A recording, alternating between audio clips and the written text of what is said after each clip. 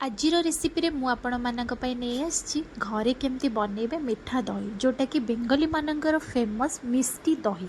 दही तो एमती मु घरे बनाए सब बेले तो आज मु भाबिली टिके मिठा दही बनैबे से फर्स्ट क्षीर को भल भाव में बॉईल करदेली आउ एठी मु चीनी नेकी जतिके आपण मिठा करने को चाहूँगी से हिसाब से चीनी मु नेकी ताको कैरामेलाइज करके सेटा क्षीर रे मिसई देछि। एबे देखि पारथिबे क्षीरर कलर केते बढ़िया से चेंज हो जाइछि पूरा मार्केट रे मिलुथिबा मिठा दही वाला देखा जाउछि ना। तो तापरे मु एठी नॉर्मल दही को नेकी ताको भल भाव में फेंटी देली जो थरे कि किछि भी लम्स न रहिबो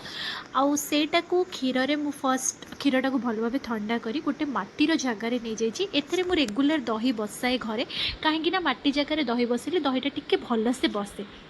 तो सेथरे मु दही जो फेंटी रखली सेटा पकेदे 5 ରୁ 6 घंटा आपण ताकू बाहर रखीदेवे दहीटा हो गला तापर आपण ताकू फ्रिज रे रखिकी ठंडा ठंडा सर्व करेंगे।